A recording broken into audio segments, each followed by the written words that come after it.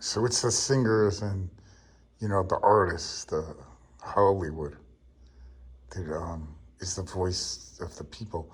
In other words, think about America. What's America without, if you take the pro sports out and the entertainment business out of Hollywood, the entertainment business meaning the movie business, the TV business, and the music business.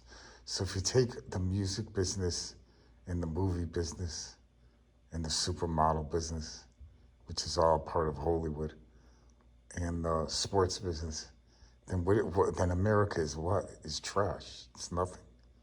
It's shit. So America creates the pop culture around the world.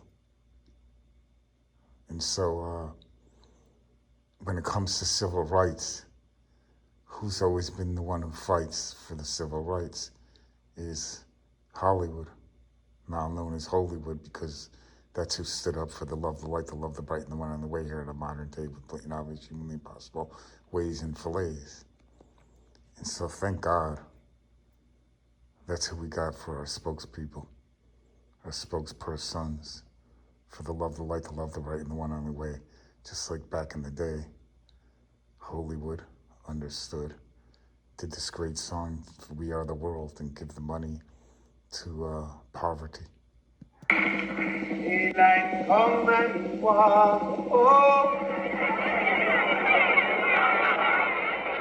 Harry Belafonte was an elder statesman. He had graduated from being a working actor and singer. He was still doing all that stuff. But for the most part, we looked at him as this iconic figure, and he had such social impact. We believe that artists have a valuable function in any society, since it is the artists who reveal the society to itself. Much like civil rights needed to be amplified, Harry Belafonte felt that the issues of poverty in the world, certainly in Africa, needed to be told. For some time now, we have been hearing reports of another famine in Africa, this time in Ethiopia. But with all else that's going on these days, so often those reports don't have much impact. People starving in Africa was as far away from us as you could be. It was just something that we saw on commercials or in documentaries. This mother and the baby she bore 2 months ago, wrapped together in death. Hungry child dies silently. In Africa, they're dying by the thousands. How do you look at all this overwhelming force of need and hunger? Something must be done. Harry Belafonte said, let's do a concert. And Bob Geldof had already done the Band-Aid single about, a month or so before.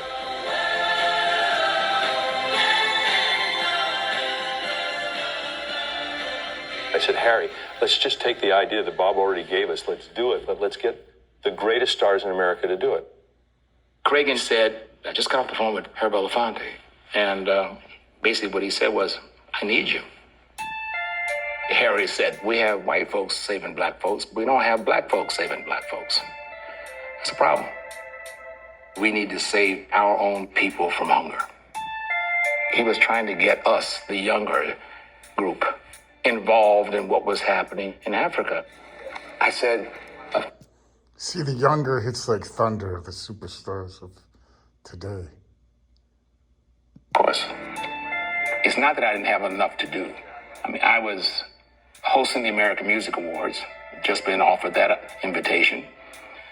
So imagine if you get the old Hollywood and the young Hollywood, and they're fighting for the love, the light, the love, the bright, and the one on the way behind the scenes.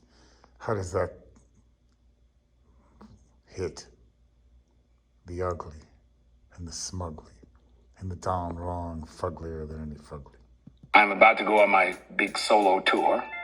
But one thing for sure, I knew I wanted Quincy involved because he's the master orchestrator. He's a successful performer, but he's better known as a producer and composer who's worked with everyone from Louis Armstrong and Frank Sinatra to Little Richard and Paul Simon to Diana Ross and Michael Jackson, Mr. Quincy Jones. At that particular time, you could not be a producer and be any hotter. He had the respect of every musician on the planet.